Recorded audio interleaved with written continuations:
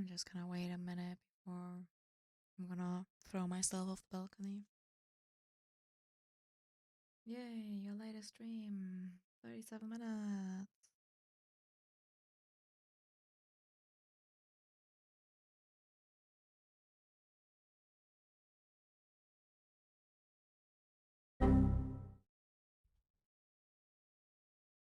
I wish it was confusion.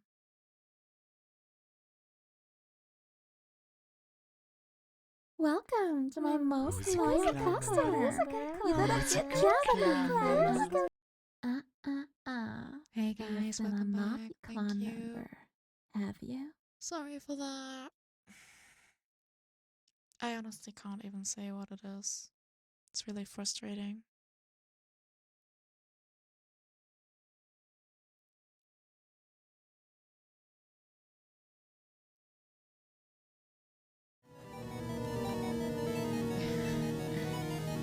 Double booster time. Hey now. Hi. Sorry if I sound defeated right now. This samurai is just, I don't know. Technology is not my strong suit. I wish it was technology. It's just I can't change when the internet decides to not work.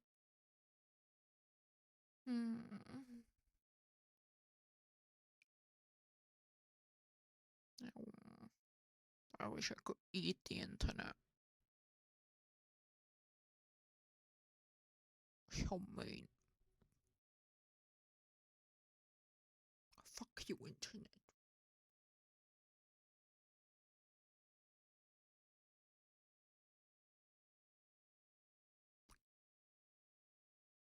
You're in such a flow, it's such a good time, and then the internet is like bleh. Fuck you.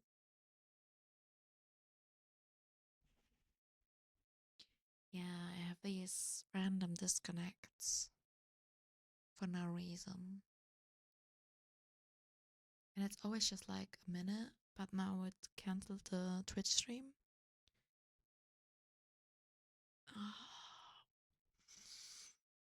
I just wanna, I don't know, bite something. Bite someone. That's what I wanna do. I'm angry. I'm angry as fuck. Welcome back, Wealthy. Welcome back, Storm. You've been a naughty clan member, have you? Eat Victor.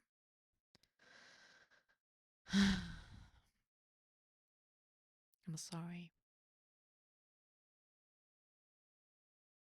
I'm sorry. I was in such a good mood too. Internet has to be mean.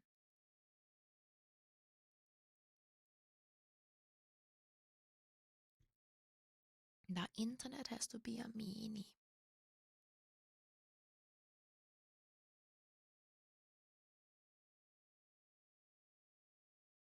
I do think right now we're stable though, so I might just continue. Who's a good clan member? Who's a good clan member? Welcome back, everyone. Welcome back. Alright. Let's see if I figure out where we were left. Kanpai! Kanpai.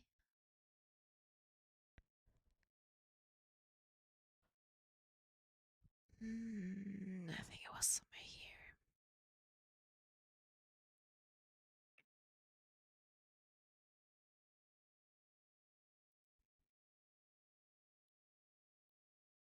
The howl is still 50 feet above the ground, hovering over the sump level buildings. My overlapping metal blades groan as they strain against the weight, and I concentrate all my efforts on holding myself together. If I fall, the howl falls with me, along with all the passengers. While locking my arm onto the support beam, I slide my arm down the pillar. We drop 10 feet and the cabin sways precariously before stabilizing again. Sorry about that, I shout. Statements of empathy can be reassuring to humans in moments of crisis. I must try again. I must be strong. I release my grip on the support column ever so slightly, and with a piercing screech, we gently slide down the remaining 40 feet to the ground. My valves sigh as they contract. Passengers echo my sighs as they stumble through the doors and broken windows to the sump level, leaning on each other for support. Just gonna chill a bit. Yeah, we saw. I saw. Hope you guys are having fun.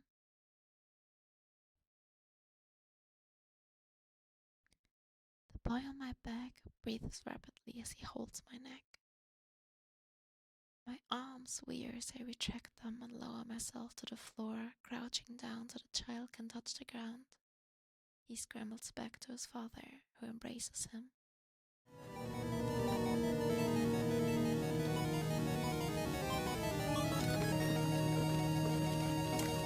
Conductor emerges from the center and looks at me. You saved us. All of us, she says, her voice shaking from what I think is shock. Thank you. I am simply fulfilling my purpose, I say. I'm glad you're not hurt. Have a good day. Hi, Rito.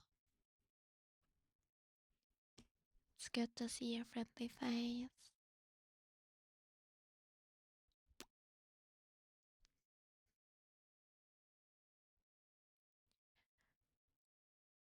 She smiles, then turns to direct the crowd of soul knights who have gathered to offer their assistance to the passengers and begin repairs. One of the camp punk girls carried the musician chit around for him as he crawled from the descender. Several of the theater full comfort an elderly man. Two hex mechanics stumble toward me, and I direct them to a medical officer who is setting up a tented repair station. The murmurs of the passengers and the hissing groans of the wounded descender blend with the whirs and the churning of the sump. The steam engine within my chest murmurs along, and I'm moved to whistle a tune.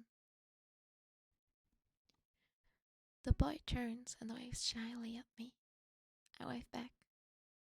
He runs to catch up with his father, his heavy boots tapping a rhythm on the cobblestones.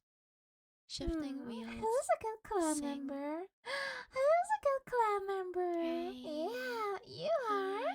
Hi, Dara. Yes, welcome back, fam. My internet was being mean. You've been a naughty clan member, have you? Sorry for that, guys. Mini internet.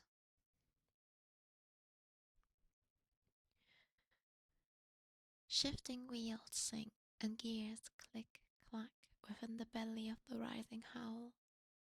The Viridian beetle snaps her pincers in time with the beat as she zooms away into the sump. Alright, so Blitzcrank is, I don't know, kinda weird. He's just like, I'm thinking about Baymax.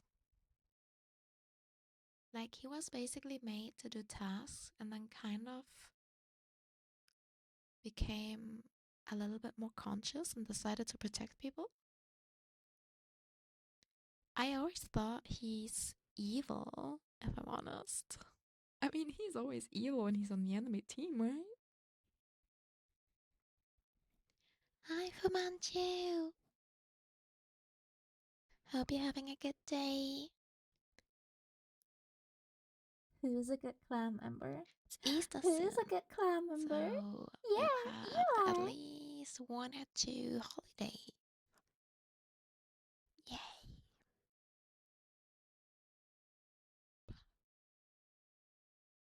Sorry, guys. I'm stretching a little bit. My back is hurting. I don't know really why. I gotta lean back a bit.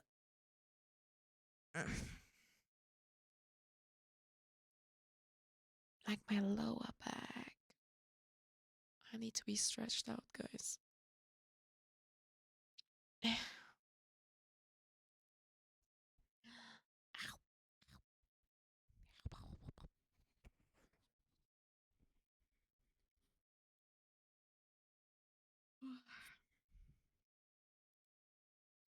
All right.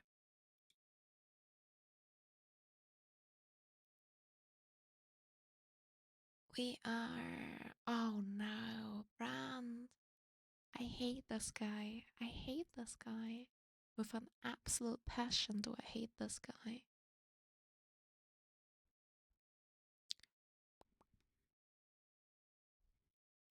The animation here looks different. Yeah, it's a separate model. I have this model which is solely for hanging out and doing just chatting or just, reading stuff, watching video. Who would win in a fight, Rapunzel from Tangled or Judy Hopps from Zootopia? Ooh. I mean, I think alone because of the size, being an actually human size, probably Rapunzel. I'd assume so at least.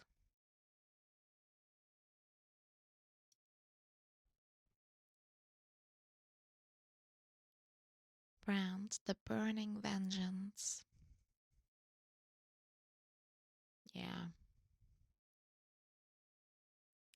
This place will burn, not by cinder flying or breath of wind, but the blah blah blah blah blah exactly, but by the vengeance of my hand. I hate this guy. I don't even want to read his bio. Whenever I play, he is one of the reasons why I don't want to play League or did not want to play League no more. Because I would always play bot lane and then people would play him as support. And you were just like, yeah, what am I supposed to do against that? Like when I started playing mages as support, ugh. Hey Chizu, thank you for the rose.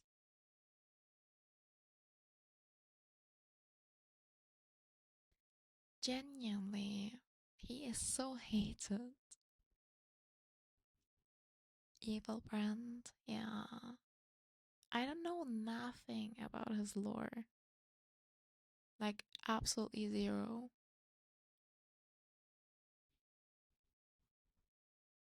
But whatever. We're gonna read it and then we're gonna forget about it. Cause fuck him. Screw this guy.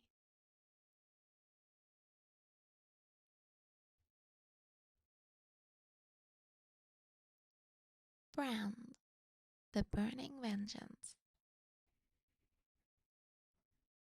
The son of a Freljordian healer, Keegan Road was born an outsider. Oh my god, he's Naruto.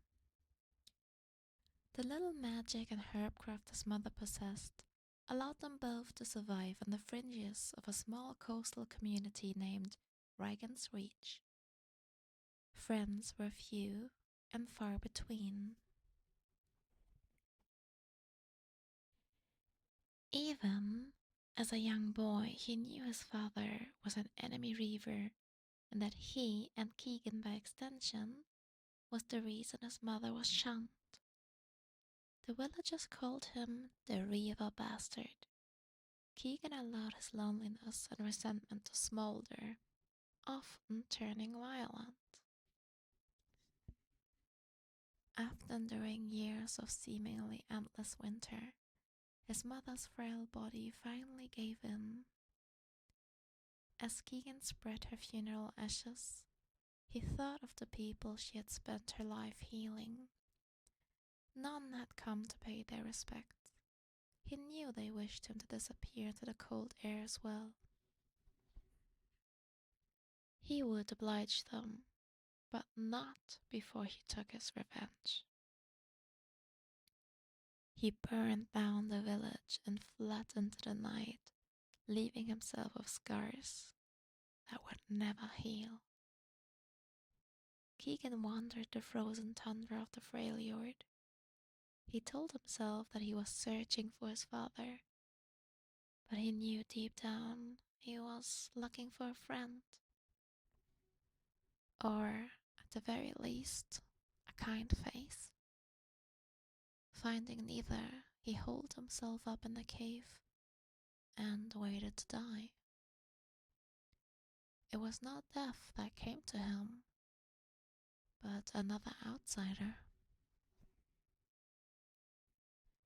The mysterious mage named Rice saw potential in this half-frozen young man and took him on as apprentice. Teacher and student struggled as Keegan's nascent wild magic frustrated them both, and Rice's request for patience and humility often fell on deaf ears. Unfortunately, instructing Keegan would always come second to Rice's original mission. He had long sought to collect and hide away a power that could be Runeterra's unmaking, the legendary world runes. After tracking down one such fragment, Keegan faced the same desperate temptation that had driven so many before him to madness. The runes were the source of all magic in the world, and against his master's warning, he chose to seize that power for himself. Rice was forced to watch in failure as his apprentice was burned away by the raw magic, Keegan's soul utterly consumed. The creature that was born in that moment was no longer the bitter young man Rice had rescued from the snows, nor the Freljordian mage he had come to know as a friend.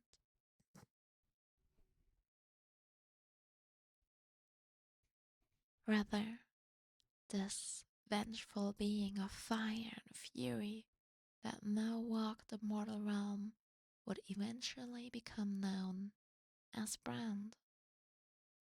Cursing his former master and every living thing that would ever come between him and the runes, Brand lashed out with magical flames, and Rice barely escaped with his life. Over the centuries since that day, Brand has lived an anarchic, wildlife existence, talking and never giving anything back to the world. At times, he blazes across the heavens like a comet. At others, he sinks into the cold earth and slumbers, waiting for the unmistakable scent of magic that will lead him to another world run. And should he find one, there are precious few in Runeterra with the power to stop him.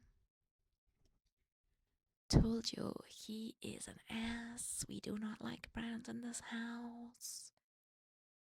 Look at him, look at him. He got power hungry. Rice told him not to do this. And then what the hell does he do? He tries to get the power, gets burned, becomes ugly, and then blames Rice for it. Huh? Victim much? Origin of Mondo? Oh.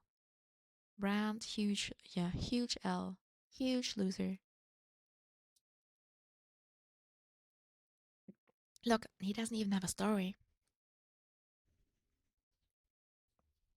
He is such a loser, he does not even get his own story. I'm really hating on this guy. I don't like him. I do not like Brand. Let's go. Goodbye, Brand. Hi, said a small boy. How are you? Nice. We go from Brand to Brand.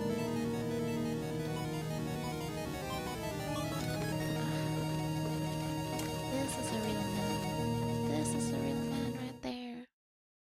protector of the Poros.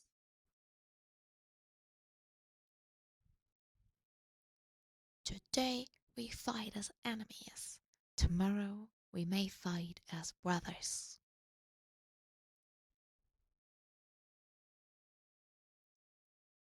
Brahm, the heart of the Freljord.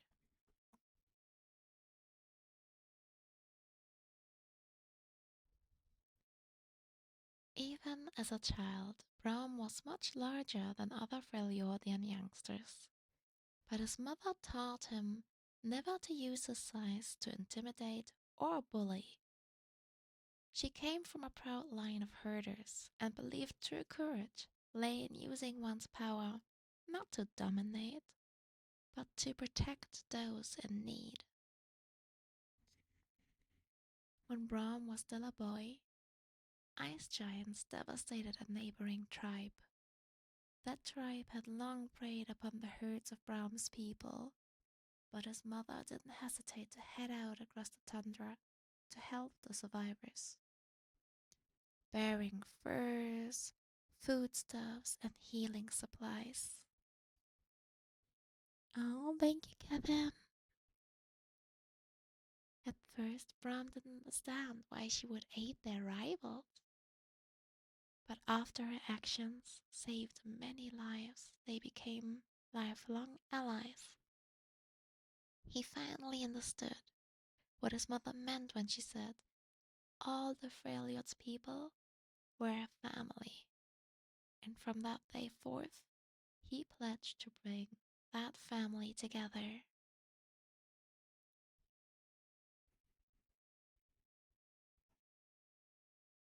Eventually, as Brahm grew, it was clear he was one of the revered Iceborn, though even among their number, his strength and ability to endure the elements were legendary. He became a local hero, rescuing children who had slipped into icy ravines, saving travelers stranded in blizzards, and protecting families from ravaging wildclaws.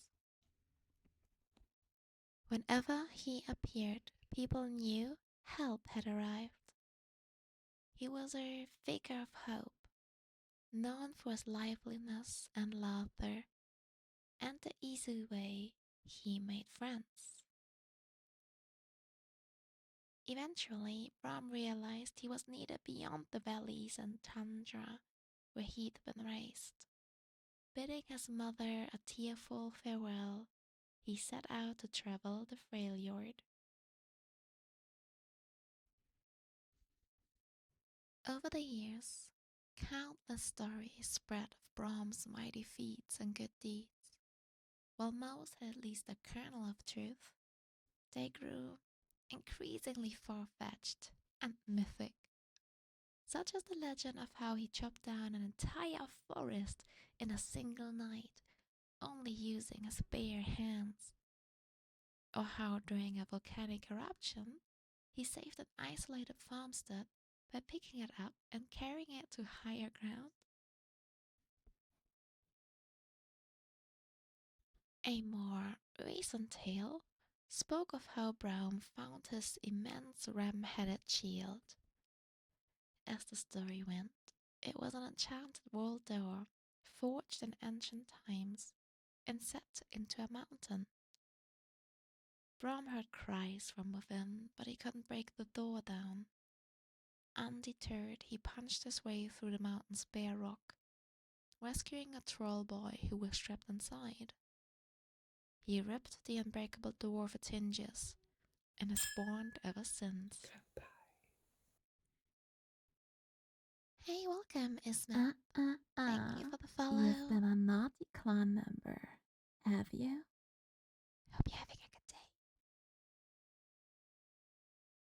As with many legends about him, Brahm laughed uproariously when he first heard this particular tale. But far from refuting such stories, he embraces them.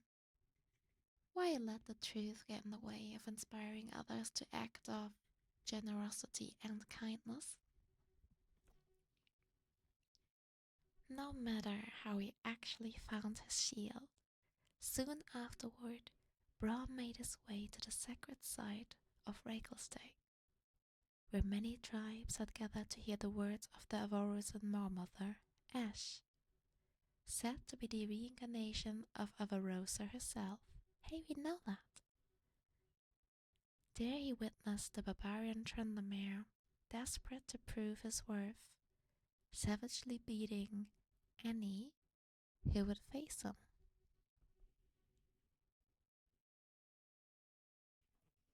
As Brom watched, he saw that Trandamere was growing increasingly unhinged. During one duel, he was so lost in his fury that it seemed certain he would kill his opponent, despite having already prevailed. Deciding things had gone far enough, Brom planted himself in front of the downed fighter, shield raised, and Trandamere hacked and smashed against the impenetrable bulwark. When the barbarian's rage finally subsided, Brom's good humor won him over, and before long the pair were laughing and drinking to each other's health. Some even say that it was Brom who first introduced Trandamere to Ash, that the barbarian would later marry her, becoming her only bloodsworn.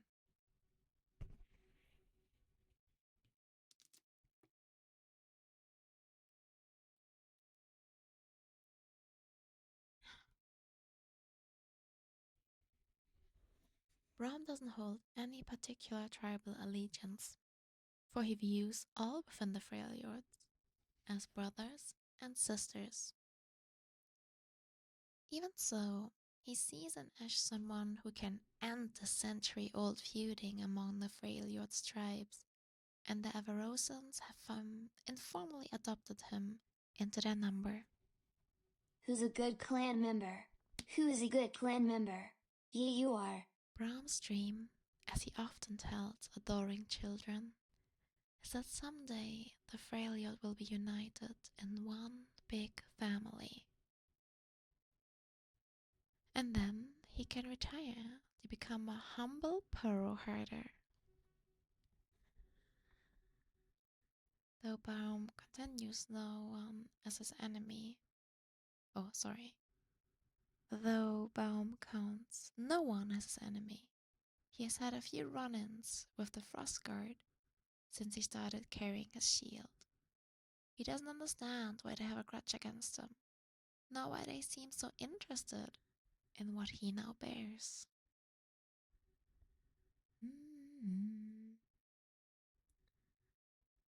Alright, we have a story.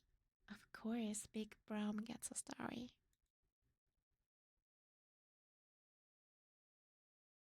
Oh, no author though. Let me drink.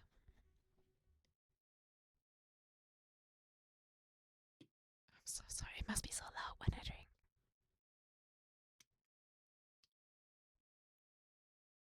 Next time I'm getting a glass, guys. Promise. Tomb of the Troll Boy. Would you like to hear a bedtime story? Grandma, I'm too old for that. You're never too old to enjoy a good story. The girl reluctantly crawled into bed and waited, knowing she wouldn't win this battle. A bitter wind howled outside, whipping the failing snow into devil worlds. What kind, though? A tale of the Ice Witch, perhaps? Asked the grandmother. No, not her. What about a story of Bram? The girl nodded, and the old woman smiled. Ah, there are so many which to choose. My grandmother used to tell me of the time Bram protected our village from a great dragon.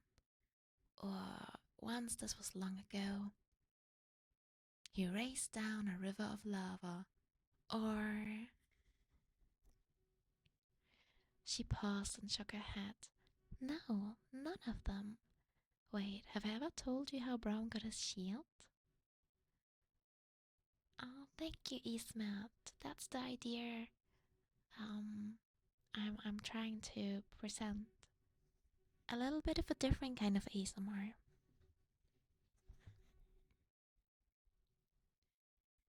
The girl shook her head. The hearth fire snapped, its warmth holding off the night's chill. Well, in the mountains above our village lived a man named Brahm. He mostly kept to his farm, tending his sheep and goats, but he was the kindest man anyone had ever met, and he always had a smile on his face and a laugh on his lips. Now, one day, something terribly happened. A young troll boy around your age was climbing the mountain and happened upon a massive stone door with a shard of true ice at its center.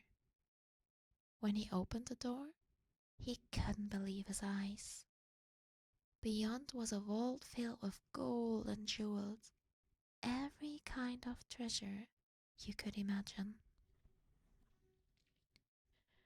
What he didn't know was that the vault was a trap. The ice witch had cursed it, and as the troll boy entered, the magical door clanged shut behind him. It locked him inside. Try as he might, he couldn't escape. A passing shepherd heard the boy's cries. The entire village rushed to help, but even the strongest warriors couldn't open the door. The boy's parents were beside themselves. His mother's wails of grief echoed around the mountain. It seemed hopeless. And then they heard a distant laugh. It was Brown, wasn't it? Asked the girl. Aren't you clever? Brom had heard their cries and came striding down the mountain. The villagers told him of the troll boy and the curse. Brom smiled and nodded. He turned to the vault and faced the door. He pushed it, pulled it, punched it, kicked it, even tried to rip it from its hinges. But the door wasn't for budging. But he's the strongest man ever, cried the girl. It was perplexing, agreed her grandmother. For many days and nights, Brom sat on a boulder, trying to think of a solution. After all, a child's life was at stake. Then, as the sun rose on the fifth day, his eyes widened and a broad grin lit up his face. If I can't go through the door, he said, then I'll just have to go through. The girl thought for a moment. Her eyes went wide as she exclaimed, "The mountain!" The mountain indeed. Brom headed to the summit and began punching his way straight down, pummeling his way through the stone, fist after fist. Rocks flew in his wake until he had vanished deep into the mountain. As the villagers held their breath, the rock around the door crumbled, and when the dust cleared, they saw Brom standing amidst the treasure, the weak but happy troll boy, cradled in his arms. I knew he could do it. But before they could celebrate, everything began to rumble and shake. Brom's tunnel had weakened the mountain, and now it was caving in.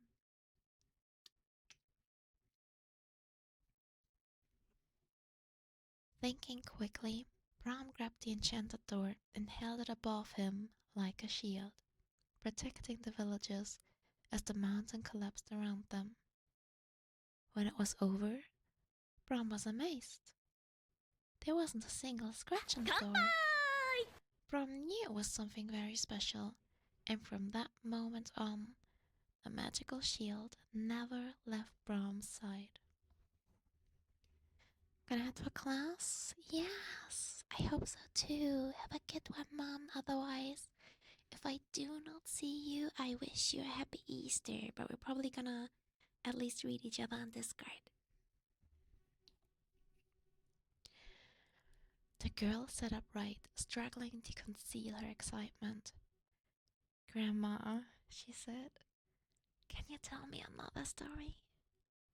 The girl's grandmother smiled, kissed her forehead, and blew out the candle. Tomorrow, she said.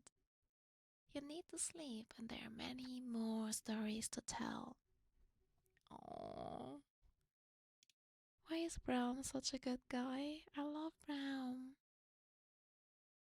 I love Brown. He's so cute. And oh my god, it is a door. It kind of makes sense if that's a door, right? Kind of looks like a door. It's so cool.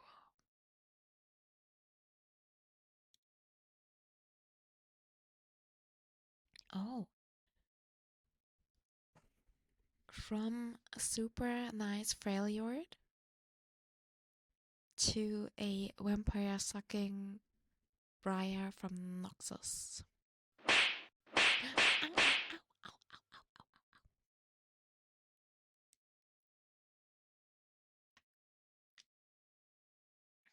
I think our story in the future will mention the door. No way, really?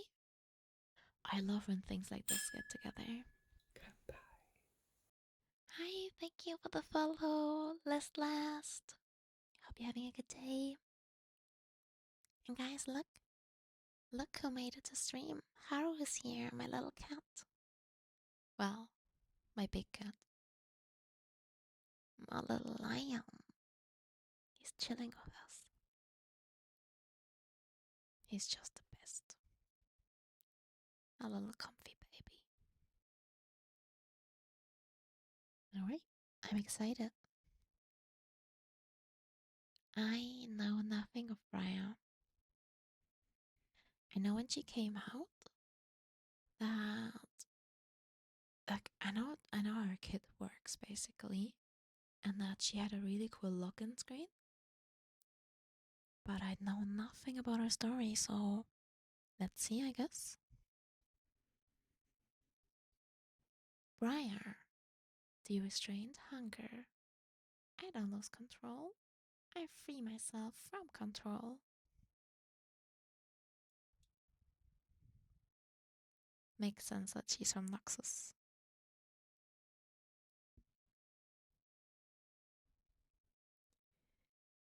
Near the end of his reign, Grand General Borom Darkwell entrusted the Black Rose and its many hemomancers with creating a new kind of living weapon.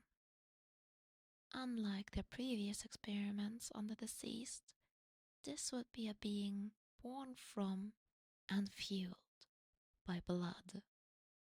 One driven to hunt down targets without requiring the sustenance of food or water.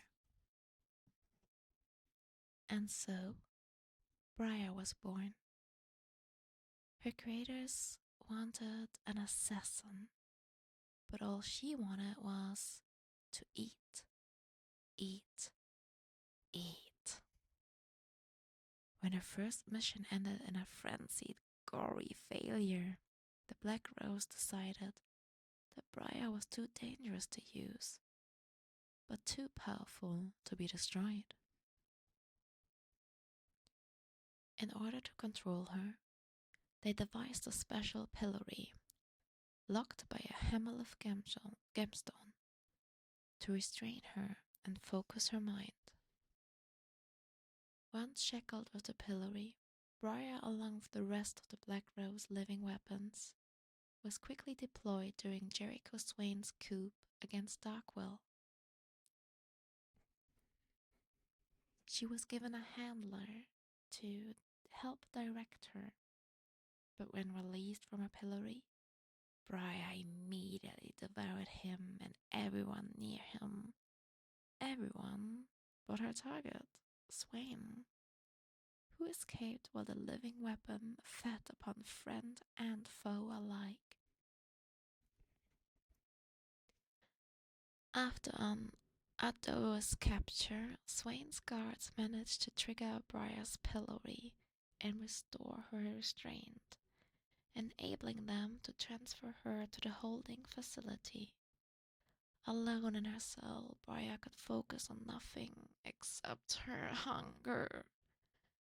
Though she couldn't die from starvation, the absence of fresh blood weakened her day by day. At first she thought the chorus of crazed wails echoing around her room were her own starving thoughts, until she realized the sounds were drifting in from unseen neighbors. Did Swain's forces manage to capture other living weapons during the coup? Was she locked up with them now, each having failed their mission, their purpose? The voices cried out for blood, a sentiment Briar could relate to. But what she couldn't stand wasn't how often they did, nor how loud they were, but it was all they talked about. Their unrelenting hemomania was the most boring thing she had ever experienced. As hungry as Briar was, and she was hungry, her thoughts stayed focused on the pitiful sounds of the others. What if she managed to break out of the pillory? Would her frenzy make her even more unhinged than her neighbors? Would she become as single-minded and boring as them? The idea was too horrifying to dwell on, so she instead resigned herself to listless solitude. Years passed, and the time alone allowed Briar to reflect on herself and consider the possibilities of the world outside her cell. Entertainment consisted of eavesdropping on the guards' conversations, devising new ways to pester them for raw meat, and agonizing over whether she should raise her pet spiders or eat them.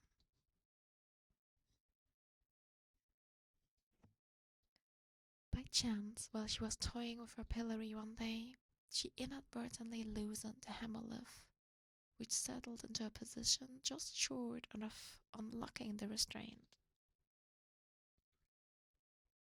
Briar's foes, as thoughts of her hemomaniacal neighbors filled her head. Is that what she'd become? But then she realized something. Being under control was just as dangerous as being out of control. She wanted to strike the balance. Having discovered the Himalid's mechanism, Briar devised a plan. By this point, the guards were so used to her calls for attention that when she lured one close to her cell, nobody noticed he was missing until it was too late. The god's blood surged within her, lighting a fire that had been waiting to spread. Briar was finally free. Now the living weapon gleefully roams the streets of Noxus, pillory locked back in place, until she wants to unlock it. As she acclimates to the world outside, with the Black Rose monitoring the unexpected development, Briar eagerly learns all she can, making new friends and discoveries in a world she is starving to experience. Interesting. Okay, so she's an experiment. Kinda makes sense. Kinda makes sense.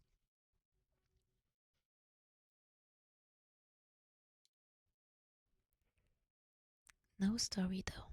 Not yet. She is rather new.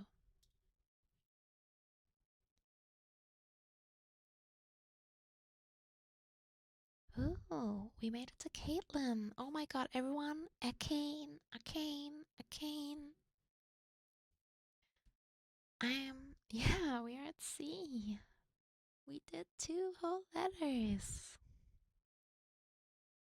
Crazy. I'm gonna take a real quick toilet break. So I'll be right back. Thank you. Thank you for the wait.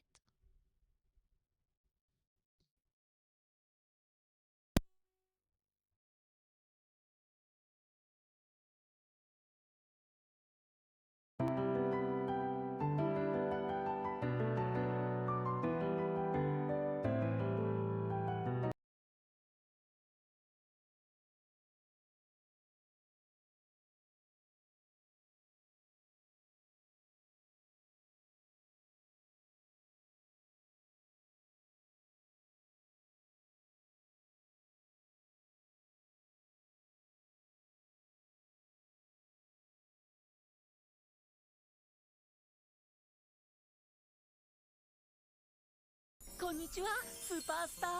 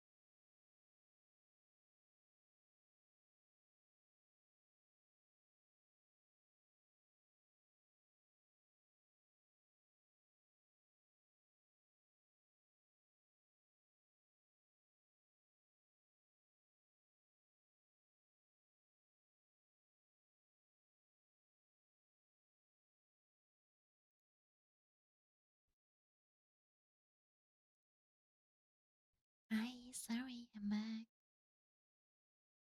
Thank you for the follow, Kitsuna Victor.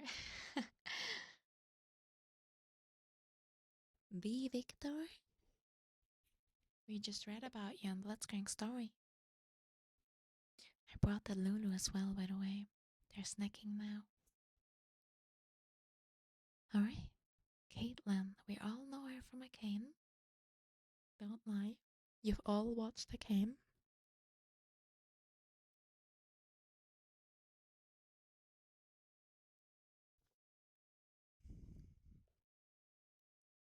Mm-hmm. Haru and Lulu action. And they haven't hit each other yet. So proud. Proud mommy.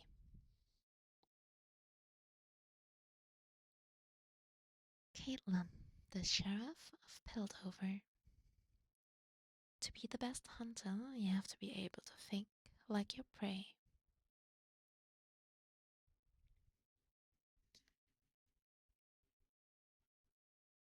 Born to a wealthy and influential family of Hextech artificers, Caitlin swiftly learned the social graces of life in Piltover, but preferred to spend her time in the wilder lands outside it.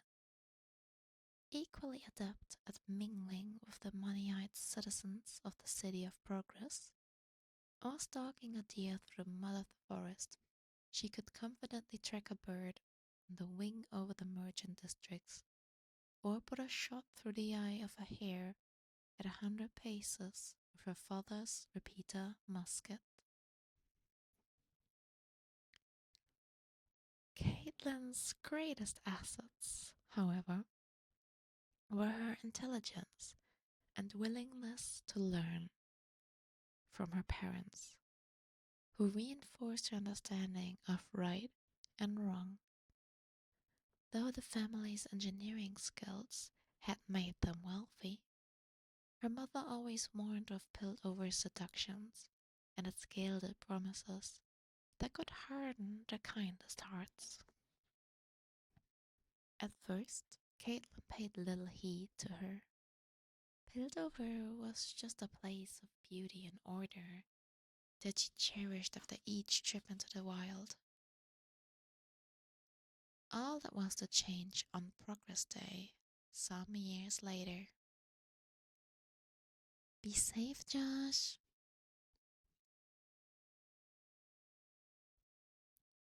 Caitlin returned to find her home ransacked and empty. The family retainers were all dead, and there was no trace of her parents. Caitlin secured the house and immediately set out to find them. Trekking within the confines of a city was very different from hunting in the wild. But, one by one, Caitlin located the thugs who had invaded her family home. None knew the identity of the individual who hired them, only a proxy with the initial C. Even so, the trail eventually led Caitlin to a secret Hextech laboratory where her mother and father were being forced to work for a rival merchant clan, and she rescued them.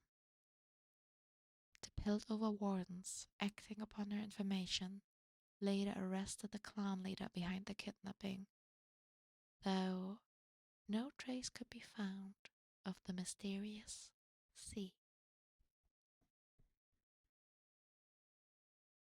Caitlin and her parents began to rebuild their lives, but something fundamental had changed in her. She now recognized ambition and greed were as deadly as a cornered beast, lurking just beneath Piltover's gleaming veneer. She had seen people in need of help, and she knew she could help them. And though she loved her parents dearly, Caitlin had no desire to learn the family trade. She established herself as an investigator of sorts, utilizing her hunting skills to act as a finder of lost people and retriever of stolen property. For her 21st birthday, Caitlin's parents presented her with a Hextech rifle of exquisite artifice, with greater accuracy than any musket.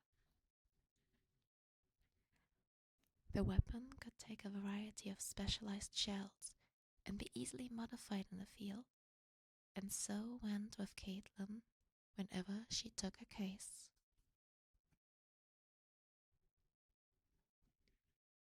She turned a tidy profit in a profession that taught her, firsthand, both the allure and danger of untested hextech and chemtech development. In just a few years, she made a name for herself as someone who could help with matters mundane and more esoteric. After a particularly traumatic case involving a missing hextech device and a series of child abductions, Caitlin was summoned by the wardens.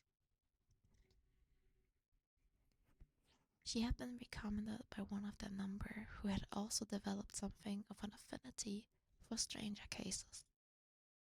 And their battle with a host of rogue chimerics and the employ of a lunatic chem researcher driven mad by his own connections led to her being offered a formal position as a sheriff.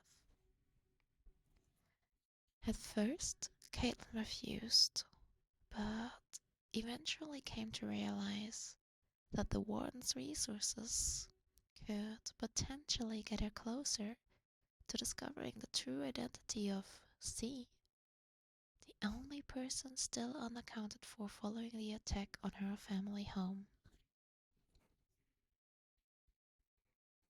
Caitlin has since become a highly respected officer within the ranks of the Piltover Wardens, maintaining order in the city of progress. She recently partnered with a new recruit from Zon, the brash and reckless Vi. How such an unlikely pairing came about and been proven so effective is the subject of wild rumor and tavern speculation among their fellow wardens, as well as those they haul away to jail.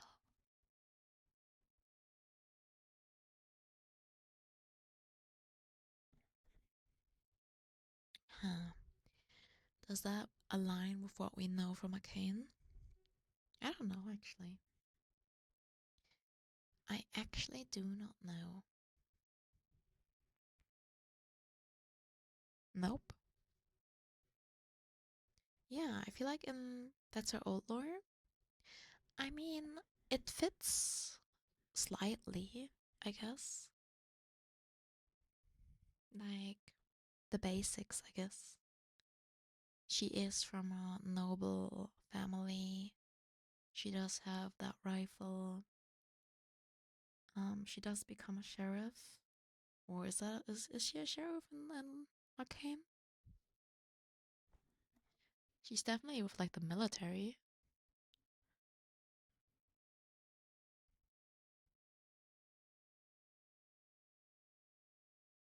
She's only an enforcer.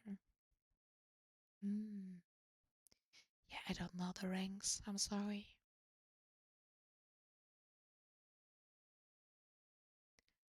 Didn't Ambessa promote her though, or want to promote her? Uniform Cup. Hmm.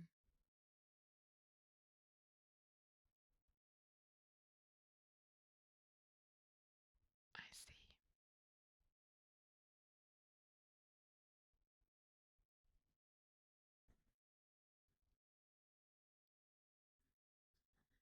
Ambessa did not exist when this was written, but yeah, Arcane she is given the title of Commander. Ah, yeah, Commander. That's what it was.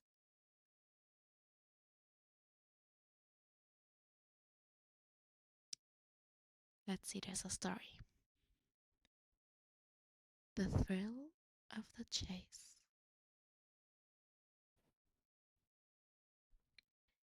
Even 3 belts after the Sun Gate had closed, Piltover was still full of life. Life that was currently getting in her way. Caitlin sprinted down Main Spring Crescent, weaving a path between midnight revelers strolling down the fashionable promenade of cafes and bistros. The supper clubs were emptying, as were the nearby theaters inside the Drawnsmith Arcade, so this street was going to get a whole lot busier.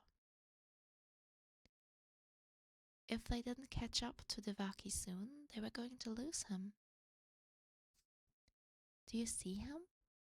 Shouted Mohan from behind. If I could see him, I'd already be drawing a bead on him. Hey, Bo! Thank you for the lurk.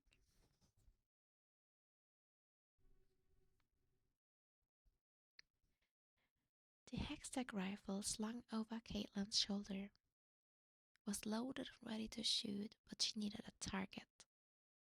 And Devaki was more nimble than a spook, though.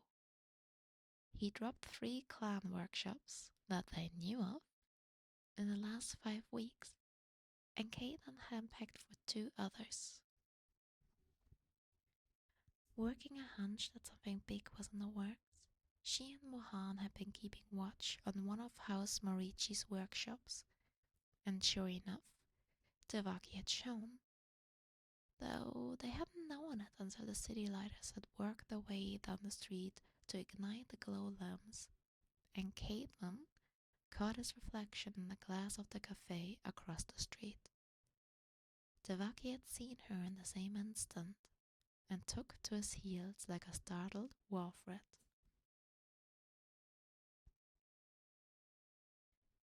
Caitlin skidded to a halt at the next junction. The cage flames atop the fluted lampposts, bathed with dozens of surprised people staring at her with a warm amber light. Her pale blue eyes darted from person to person, seeking Devaki's distinctive silhouette. A young man crossed the street toward her, his cheeks ruddy with a night's enjoyment. He waved at her. "You looking for a man on the run?" he asked. "Fellow with a big hat?" "Yes," said Caitlin. "You saw him? Where did he go?" The young man pointed left and said, "Down that way at a good clip."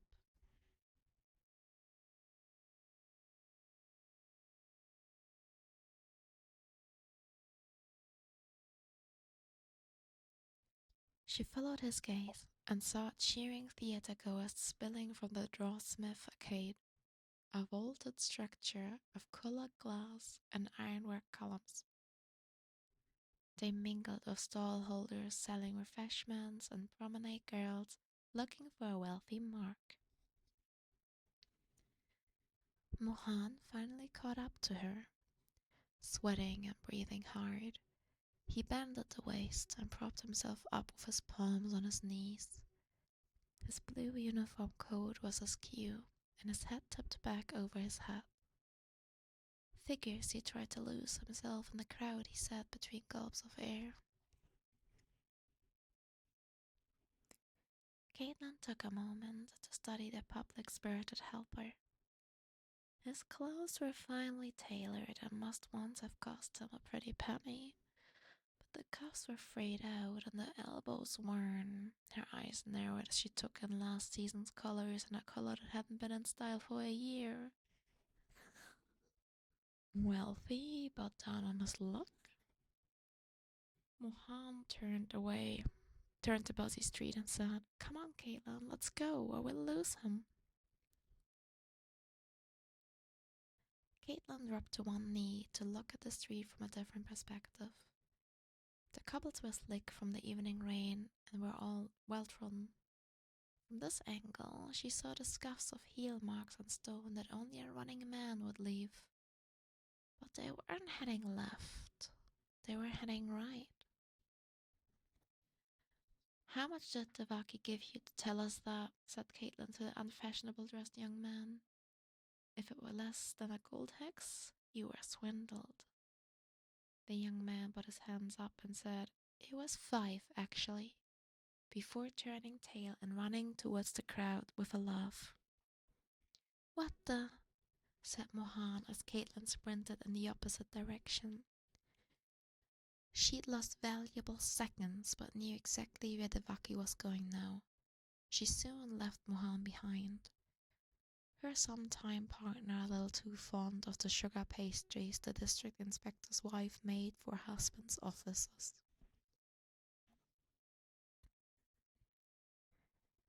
Caitlin ran a winding path through the city, along seldom-traveled alleyways and crooked paths between the gables of tall, brick-fronted warehouses. She cut across busy streets, drawing cries of annoyance from those she barged out of her way. The closer she came to the Great Canyon bisecting Piltover, the narrower the streets became. But she was betting she knew the shortcuts of Piltover better than Devaki. After a dozen twists and turns, she emerged onto a crooked street of undulating cobbles that followed the jagged line of the cliff.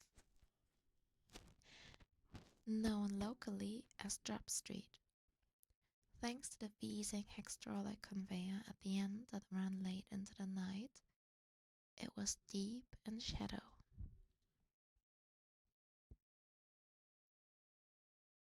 The iron-framed cabin hadn't yet opened, the losange patterned grill still in the closed position.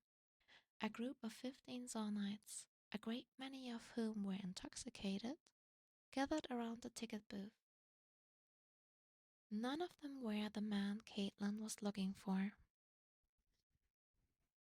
She turned and dropped to a crouch, resting the barrel of her rifle on a packing crate bearing the brand of Clan Medarder, stolen property, no doubt, but she didn't have the time to check it. Wait, Medarder, isn't that Ambessa?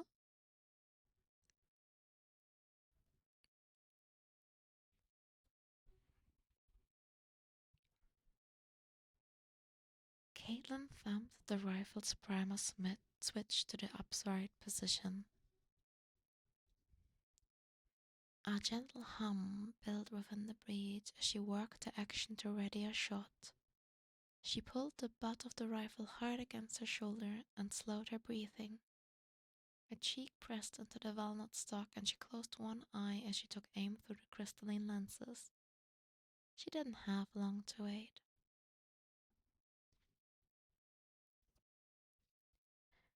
Devaki swung around the corner, his long coat billowing out behind him and his head in a tall silhouette.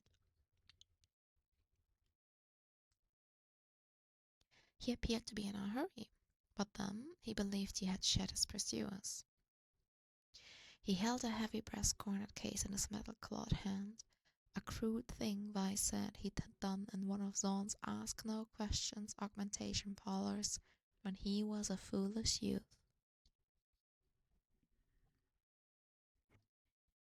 Caitlin focused her aim on the pneumatic monstrosity and squeezed the trigger. A searing flash of orange red exploded from the weapon's muzzle, and Devaki's hand vanished in a pinpoint blast. He cried out and fell back, his head toppling from his head as the case fell to the ground. Devaki looked up, his eyes widening in pain and surprised as he saw Caitlin. He turned to run, but Caitlin had been waiting for that. She toggled the thumb switch on the breech and pulled the trigger. Again. This time the beam struck Devaki in the back and exploded in a web of crackling energy. Devaki's back arched and he fell, twitching to the ground. Caitlin powered down her rifle and slung it over her shoulder as she walked through the fallen Devaki. The effects of the electronet were dimming, but he wouldn't be getting up anytime soon. Chikowski, hi! Thank you for the follow. Hope you're having a good day. How? Said Devaki through the spasms wrecking his body. How did I know where you were headed? Asked Caitlin. Devaki nodded, the movement jerky and forced. Your previous thefts were meaningless in themselves, but when I looked at them as a part of a larger scheme, it seemed like you were gathering components to build a version of Vishla's hexaline caliber, said Caitlin. She knelt beside Devaki to place a hand on its rigid body. Hello, good and you? I'm getting a bit tired, but it's okay. I soon have a little bit of an Easter break. No work, no stream. Just a relaxing weekend. I'm back and I have a very surprising fact about T-Rex. Oh. Special edition toes. Hi. Fact: Tyrannosaurus comes from Greek meaning tyrant lizard and Rex comes from Latin meaning king. Oh. Hi, Nex. I mean, Rex I knew. But Tyranno? I feel like Soros is from Latin too, though.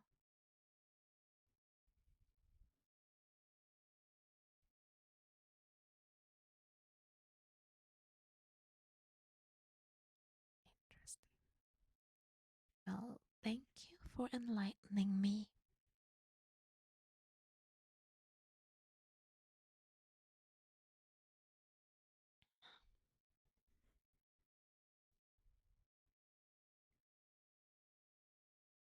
She knelt beside the Vaki to place a hand on his rigid body. And as we all know, that weapon was outlawed as being too dangerous, wasn't it? No one in Piltover would dare to touch that kind of bent hex. But someone, maybe in Noxus. They pay handsomely for that, I imagine. But the only place you could get something like that out of the city is through one of Zon's less reputable smugglers. This is the only quick route down to Zon that's still running at this time of night.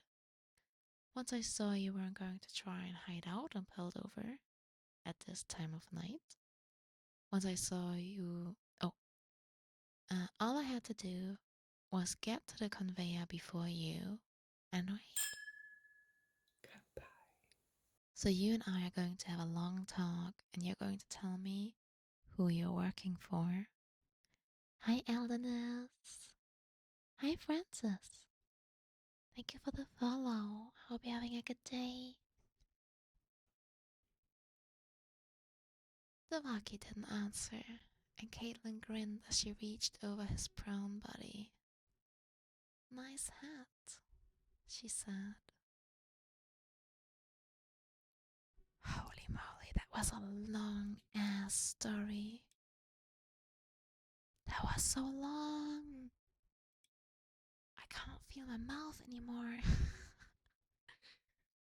Damn, she's a favorite. For sure.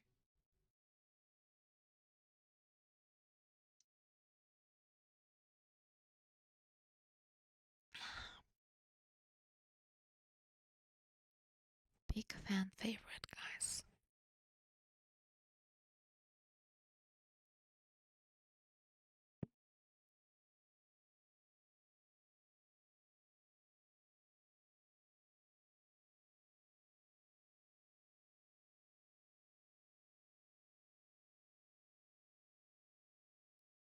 Oh, Camille, she's from Piltover too.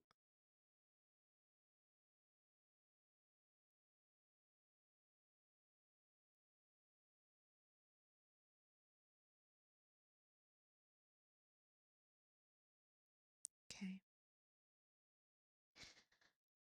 I'm going to be honest though, I'm getting a little bit of trouble reading stuff.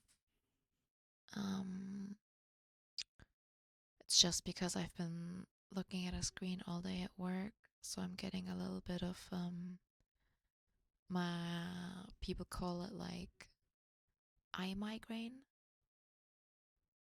So I can't really read so well right now. So I think I'm gonna have to call it for today. I'm sorry. I'm gonna have to like close my eyes for a little bit. Square eyes? Is that how you call it? Nah, for me it's just like whenever I get this, it's like a slight headache right between or right behind the eyes. And then even if I close my eyes, I get like light flashes. Hello. Hi, Elite. Thank you for the follow. And then everything gets a little bit blurry, so it gets a bit hard to read.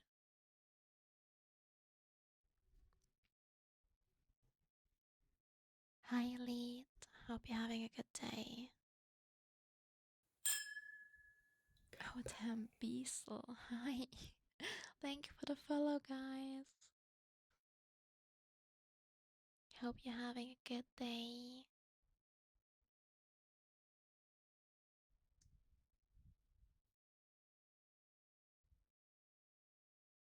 We're fine. We were just reading about Caitlin's lore. Pivoting to a napping stream. Fuck yeah.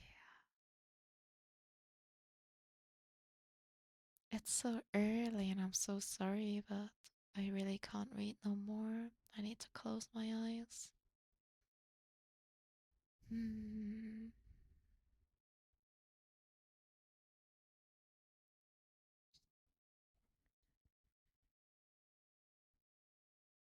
It's because with a stupid job like mine, all I do is stare at monitors all day. And then the eyes just get really, really tired. And when you have to do something like reading where you focus a lot, sometimes it just gets a bit hard to do. Meh.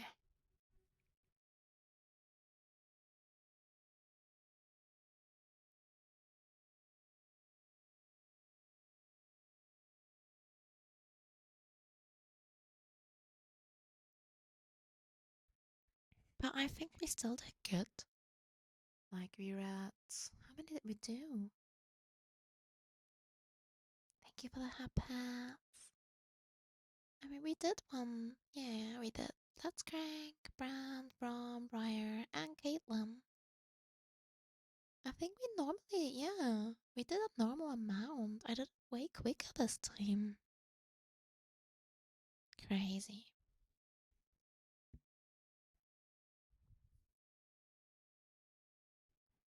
So yeah, I think we're gonna start this up again when I'm back from a week's break. I'll be visiting a friend, getting into a rhythm, yeah. And look, we're at C. How many more letters are there, right? There can't be that many. Okay, fuck me. Why does League have so many? Oh my god. You know what the fun thing is? Normally you'd be like, oh, there's not gonna be too many Z's, right? Because how many names are there in the English language with Z or the letter Y, right? Or the letter X? Well, fuck that, there's like 3 rows of them. And there's not that much with W, that surprises me. Hey guys, if we ever have to do like a, how is it called, like a quiz or something, and then tell me all the champions that start with W, I'm gonna become a millionaire. I'm gonna be like, bam, Wukong, Warwick. That's it. You can't trick me.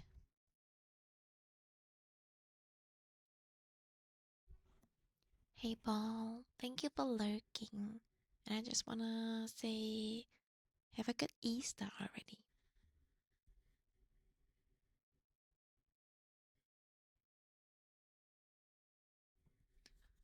Well, I don't know a single person from the game. Fair, fair. Well, I play the game, but they all have massive amounts of lore. And since it's not really a story game, you don't really know the lore until you go read it. Like some of these heroes, they have like cool cutscenes, like animated stuff, you know. But I'm always like, yeah, and why? What do they do? Where are they from? And then I was like, I want to find out. So I started reading this. And look, I mean, we did one, two, three, we did 5 rows. We did. I think that's pretty cool. And over time, I'm gonna put all of this on YouTube. So if you were curious about a certain hero, you can go there and look it up. But yeah. Guess your favorite game? Hmm. Oh, that's hard. I don't know anything of you yet.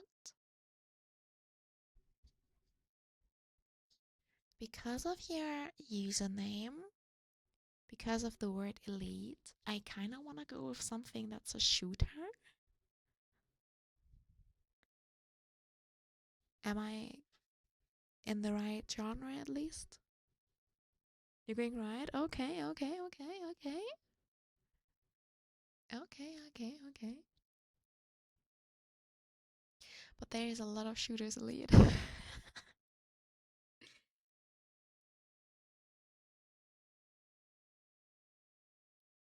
Ellen Ring badge. Oh.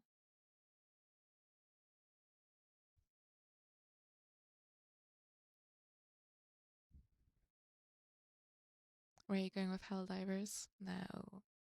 No, no.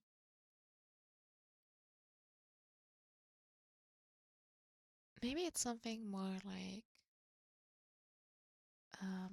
obvious, like Call of Duty or Valorant.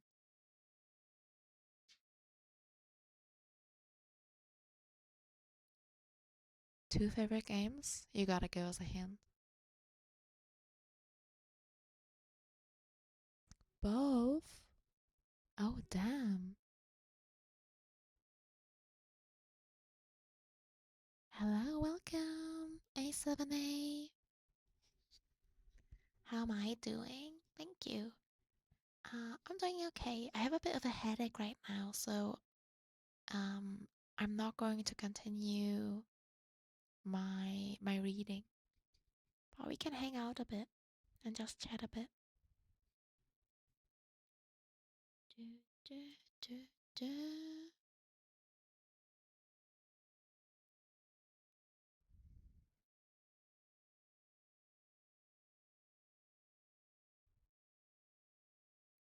What about you, A7?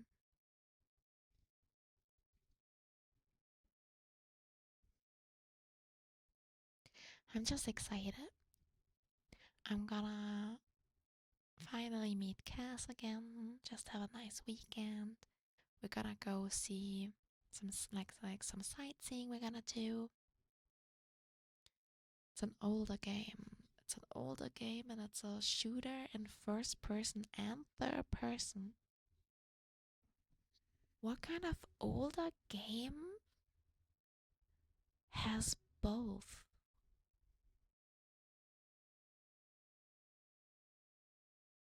Red Dead Redemption? Oh, is that a shooter though?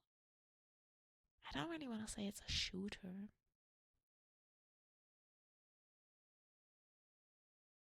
Close but same company? Hi, Rui. GTA? Yeah, seeing the sights, eating the snacks. Man, Sammy's trying though. Gotta give the man credit.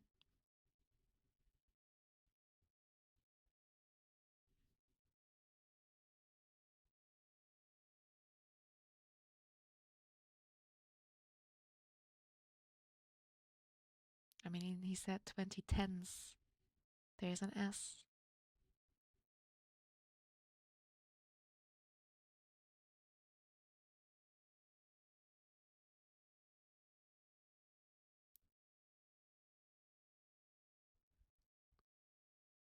Do you guys have Easter plans? Like, are you gonna hang out with your family and the fee? Gonna make some nice dinner?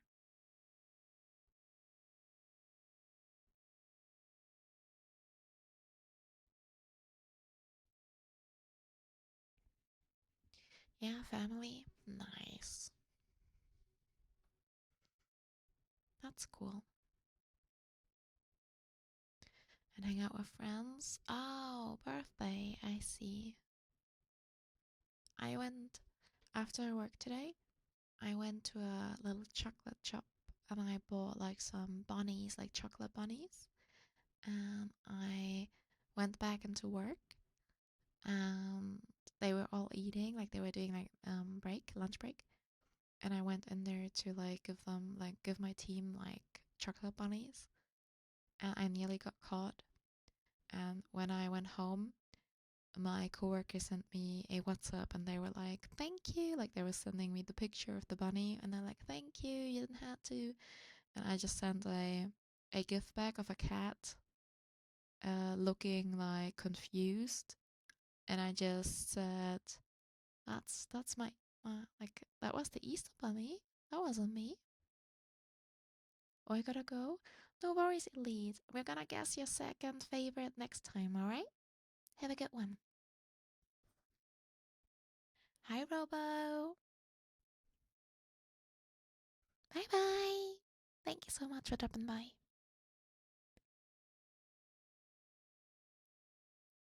So, yeah, that was funny.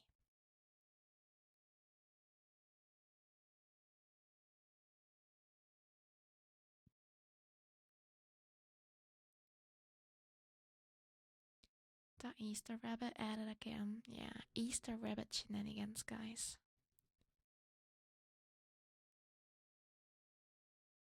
Alright. I know it's early and I'm very sorry, but I'm gonna call it for tonight because my head's not getting better.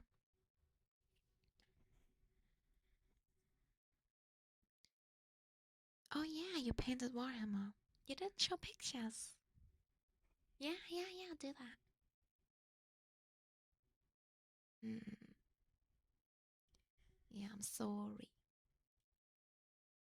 I'm very sorry. Next time.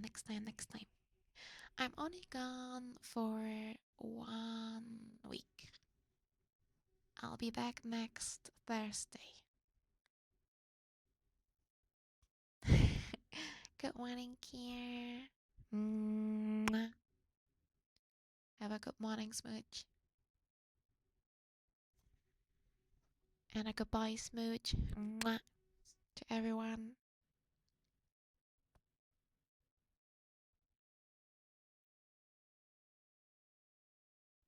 I accept the Smooch. Good. Very good. I'd be very, very offended if you didn't. Goodbye, guys. I was thinking of raiding into Les. Would that be cool for everyone? He doesn't really stream when I stream usually. So I think it's not gonna be very ASMR, but I wanna support him. Okay? Cool.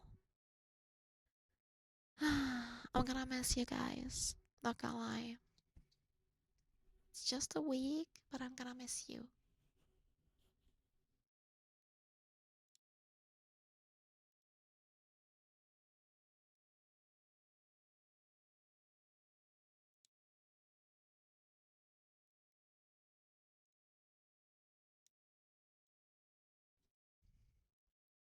Alright. Let's go raid. Bye bye, guys. Mwah. Have a good one. See you guys soon. Thank you. Take care, everyone. Don't let the Easter Bunny bite you. Don't eat too much chocolate either.